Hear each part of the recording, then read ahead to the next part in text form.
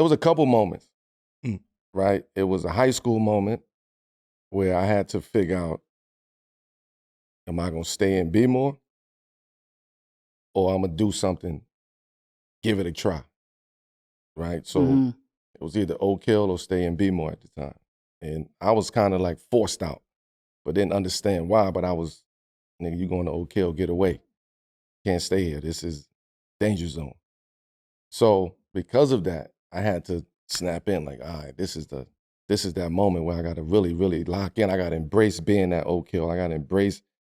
Shit was like, I don't know how it is now, but back then, it's a boarding school. You know what I'm saying? So you just people from all over the world, kids from all over the world, is just being dropped off. Parents leaving, shutting the door. Kids chasing after the car, like you know what I mean? It's like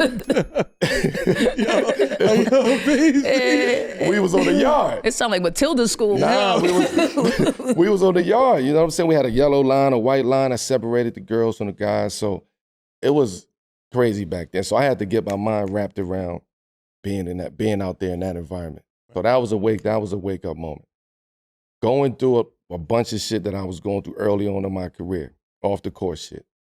Fights, charges, DVDs, like, you know what I mean? Like I had to like come to a moment, but I still didn't want to. From 04 to 07 was when I was going through all my shit and dealing with every single thing, but still trying to navigate doing what I got to do on the court.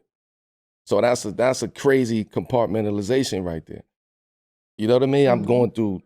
I had a DVD, Stop Snitching at the time. You know what I mean? It was a fight in the garden. It was a fight outside in the streets, in the club. It was just a lot of shit, marijuana charges. Like, it was a lot of shit going on. So it came in 08, that come to Jesus moment, they say, is like, all right, I gotta do something. Obama was coming in the chair, right? This is 08, you know, I had cut my braids.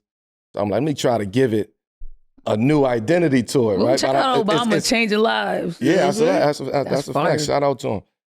So at that moment, I used that as motivation. Like, I'm a change. Like, it's time for change, right? I knew Olympics was coming. I already had a bad rap going into the Olympics in 08, where I wasn't going to be on the team in 08 because of everything that I was going through. So I had to prove every single day why I belong on the team. Even in the games with the Nuggets, I had to really prove to USA, like, yo, I'm deserving to be on. Fuck everything that's going off on the court. I'm still tapped in. I'm still locked in. So that was the moment, right? And then I was like, we played Kobe and them that next year, or that year, that 08, 09. And that was a moment like, all right, I'm here. Like, this is my time to, I gotta use this to go forward. You know what I mean? The law don't put you in those places for no reason. You feel me? So he put me in that moment. This is what you could be. This is the beginning of what you should be doing. Yeah. So that 08 moment was a real pivotal moment.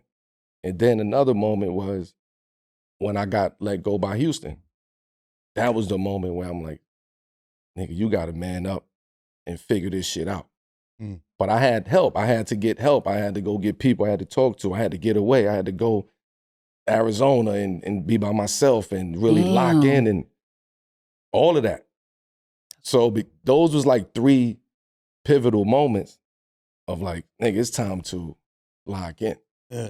You know, that's deep. That's a lot of shit, but it's like, this is 15, 16, maybe 17 years of my career until after the Houston situation where I got peace. I was like, I'm at peace. Like, all right, whatever happens from here, I'm playing with the house money. Like, right.